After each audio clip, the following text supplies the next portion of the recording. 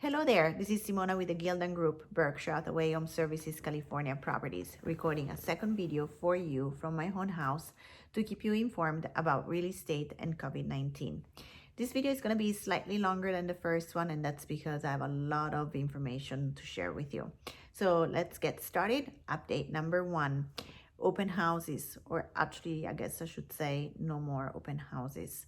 That's a very sad update for us because we love hosting open houses, but I think it's a very wise decision, and this is so important that that functionality is being completely disabled in MLS so that no agent can actually schedule an open house in the system. The alternative to that right now is what we're calling virtual open houses. So you're going to start seeing a lot of more lives through Instagram and Facebook, or we're going to be sharing with you 3D tours or virtual tours. And the objective is to still reach a large audience of people.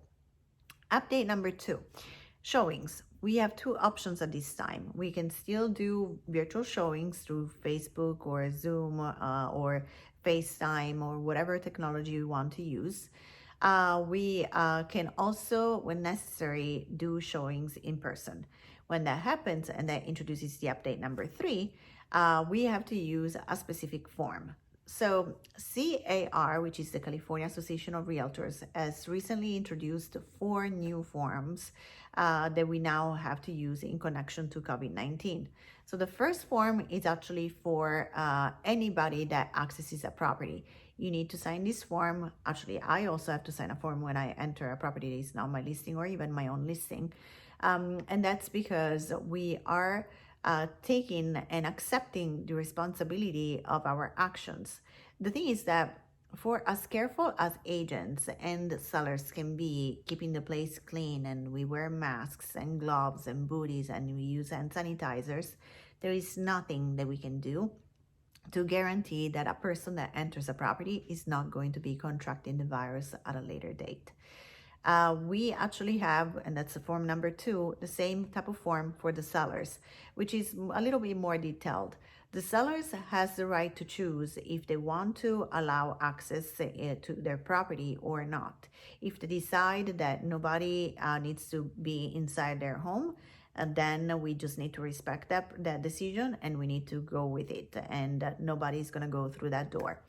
If they decide that they are okay with people entering their home, then we need to know exactly who's allowed inside. So is it just the agents, or buyers are okay, or appraisers, a plumber, termite companies? We just need to know, and we will be acting accordingly. Third form is a form that hopefully I don't have to use ever, or the fourth one. And that's a form that allows buyers or sellers to extend the contingency periods, or the close of escrow, or cancel a transaction if something has happened in their lives that is linked to COVID-19. The fourth form is actually the cancellation form. One thing that I would like to specify is that if anybody uses that cancellation form, there is going to be a request that follows of proof of the reason of the cancellation. So you can't just cancel based on COVID-19.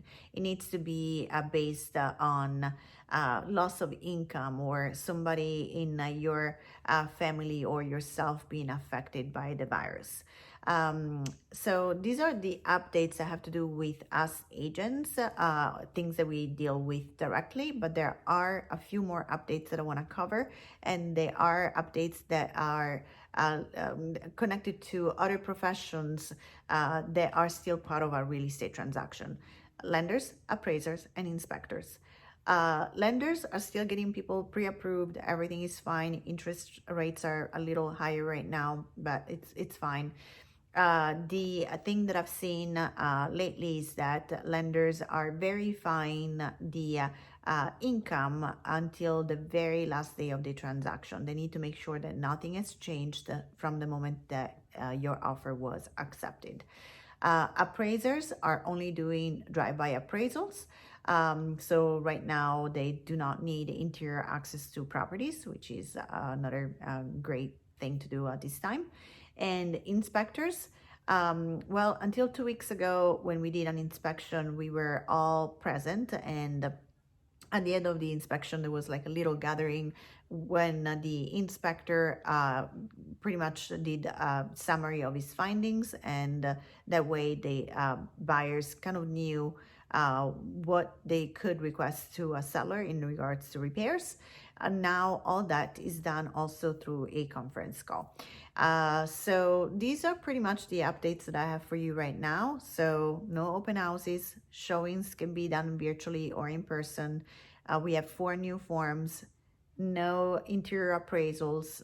Lenders are more strict with what they're requesting right now, and inspectors are doing the inspection all by themselves, and they will have a conference call with the buyers at the end. I don't have anything else for the time being, but that doesn't mean that I'm not going to have updates in the near future.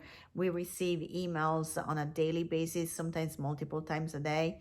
Those forms have already been revised like 3, 4, 5 times. So my job is going to be to keep you updated. As soon as I have another update, I will share it with you. And in the meantime, if you have any questions for me, my phone number is still the same, 619-370-4257. Please use it. Also, if you need any help from me. I'm here, I'm healthy, I'm home, and please stay home. And I hope to see you soon. Bye-bye. Take care.